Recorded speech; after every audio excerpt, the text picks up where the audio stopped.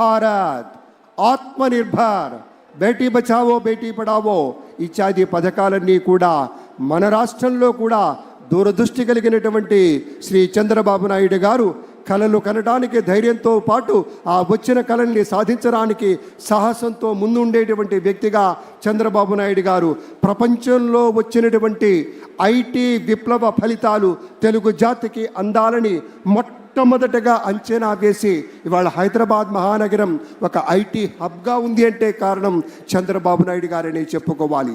అలాగే ఆయన ఒక మహాస్వాప్నికుడు ఆకలి లేని దేశాన్ని కలలు కంటాడు. కేవలం ఉన్నత స్థితికి వెళ్ళాలి, నేను సంపాదించుకోవాలి, నేను ఎదగాలన్నది కాదు. ఆకలి లేని దేశాన్ని చూడాలి, ఆకలి లేని దేశాన్ని కలలు కనాలి.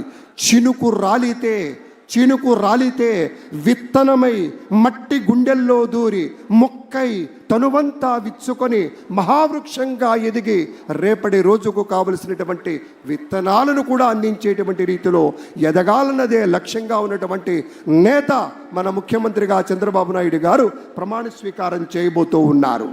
అలాగే మరి ఫారినర్ గవర్నర్ ఆఫ్ తెలంగాణ, ఇటీవల రాజకీయ రంగ ప్రవేశం కూడా చేసినటువంటి డాక్టర్ తమిళసై సౌందరరాజన్ గారికి సవినయంగా స్వాగతం పలుకుతున్నాం.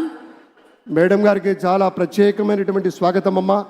డాక్టర్ తమిళసై సౌందరరాజన్ గారు తెలంగాణ రాష్ట్రంలో గవర్నర్గా ఉన్నా కూడా మన మీద కూడా అవ్యాజమైనటువంటి అనురాగం, ప్రేమ, వాత్సల్యం, కరుణ ఉన్నటువంటి తల్లి, ఆ తల్లికి స్వాగతం పలుకుతూ ఉన్నాం. అలాగే ఇప్పుడే చెప్పుకున్నాం, ముఖ్యమంత్రి గారు కాబోతున్నటువంటి 4వ మారు ముఖ్యమంత్రిగా ప్రమాణ స్వీకారం చేయబోతున్నటువంటి శ్రీ నారా చంద్రబాబు నాయుడు గారి గురించి. ఆకలి తీర్చే కూడవుతాడు మన చంద్రబాబు నాయుడు గారు. అలు పెరగరి నాగలిగా మారి దుక్కి దున్ని అన్నం పెడతాడు. అందుకే కించిత్ అతిశయోక్తి అయినా కూడా ఆయన శివుడు, అందుకే ఆయన భవుడు, అందుకే జన మనోహరుడు. కాబట్టే రోడ్లలో ప్రజా నదుల్లో నవచైత్ర పదాల్ని నడిపించేటువంటి నాటకుడిగా మనవి చేస్తూ ప్రైమ్ మినిస్టర్ శ్రీ నరేంద్ర మోదీ గారు ఈ ప్రాంగణానికి విచ్చేశారు. మన గవర్నర్ శ్రీ అబ్దుల్ నజీర్ గారు కూడా విచ్చేసి ఉన్నారు. కాబోయే ముఖ్యమంత్రి వర్యులు శ్రీ చంద్రబాబు నాయుడు గారు అందరూ కలిసి ఒక్క 2 నిమిషాల వ్యవధిలో, సరిగ్గా 2 నిమిషాల వ్యవధిలో ఈ ప్రాంగణానికి విచ్చేస్తారు. వారి రావటంతోనే మీకు మనవి చేస్తాం. ఇక్కడికి రావగానే ప్రధానమైన వేదిక నుంచి మన యొక్క అభివాదాలు అందుకుంటారు.